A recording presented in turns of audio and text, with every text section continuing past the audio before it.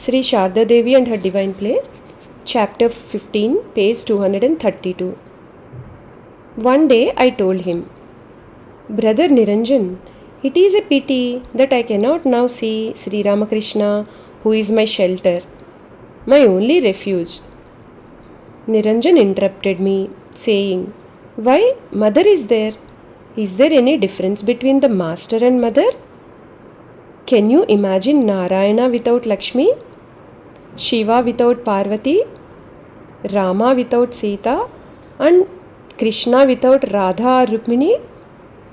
I was taken aback. I told him, What do you say? The master and mother are one and the same. Niranjan replied, Well, you believe that Sri Ramakrishna was an avatar, God incarnate in human form. Do you mean to say that he took an ordinary woman as his spiritual partner in his divine life?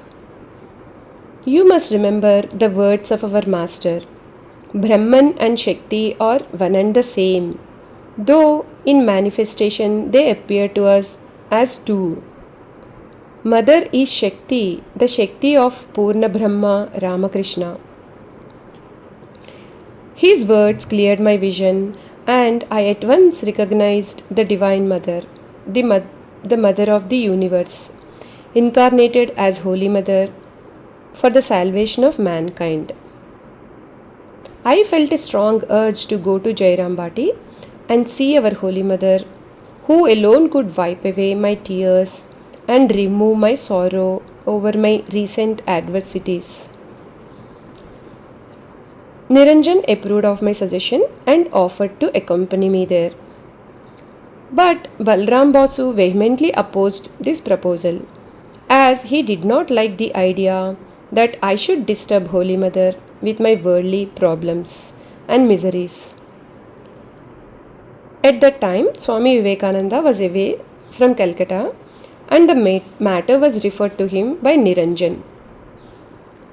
Getting his approval, we started for Jairam Bati. I could hardly express my joy when I first went to Kamarpakur. To me, the cottage where Sri Ramakrishna was born was like a rishi's holy hermitage. The scenery and its surrounding environment were enchanting. Thence, we proceeded to Jairam Bati. There, during my stay, I directly asked the mother, Well, mother, are you my real mother or an adopted mother? The mother said, Yes, I am your real mother. Further, Girish Ghosh told us in forceful language, pregnant with deep emotion. Yes, mother, the divine mother, has appeared as a poor village girl living in a remote hamlet, away from the din and bustle of a town where life reflects only the formal and the artificial ways of worldly wise and sophisticated men and women. I did not ask for anything from mother.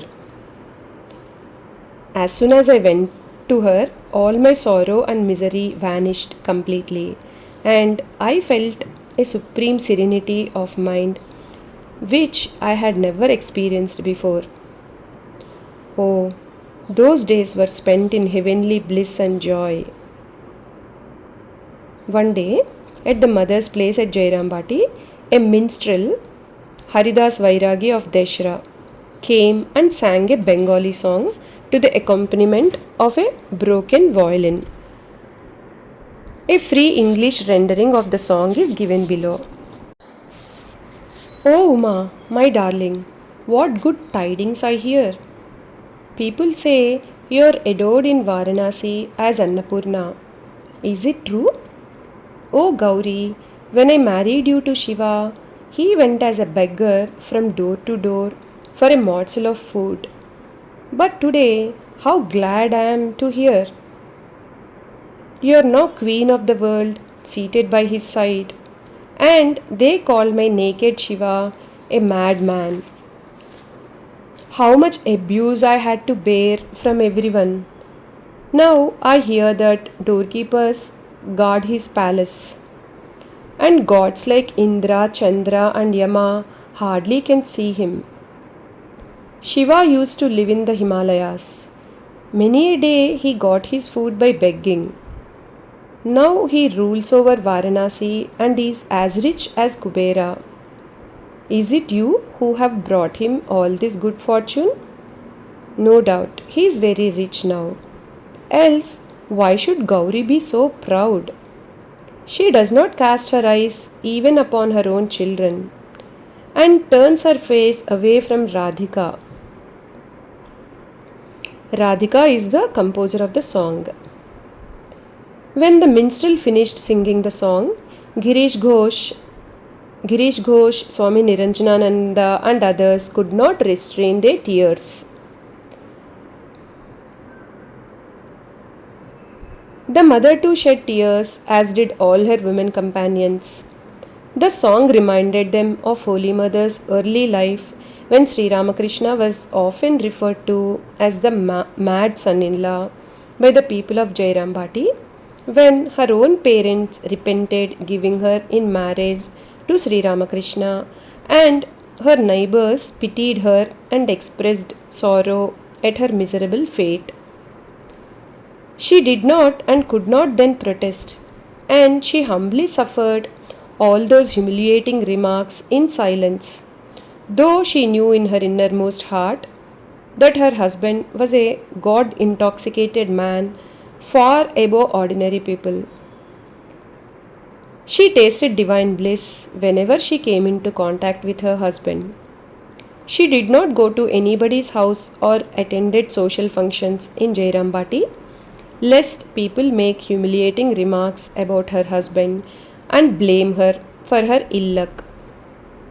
Now that Sri Ramakrishna is revered as a prophet and an avatar and is worshipped in many places, people come to her for her darshan even in that village, which is situated in an out of the way place. The Holy Mother is now regarded by many devotees as the Mother of the universe. The song drew tears from the eyes of the listeners as it aptly applied to and conjured up a vision of her early life of Sri Ramakrishna and Sri Sharadamani. I heard from Girish Ghosh that for over an hour all remained spellbound and their eyes glistened with tears. But those happy days came to an end. In this connection, Swami Parameswarananda recalled, listening to the above song, Girish Babu gave Shyam Sundari 10 rupees and bowed down to her. He also gave 10 rupees to the singer. Delighted, Shyam Sundari said, "My Charu, may I have a daughter like you, birth after birth?" Holy Mother replied, "What? You are asking for me again? I shall never come back to you again." Jai Ma.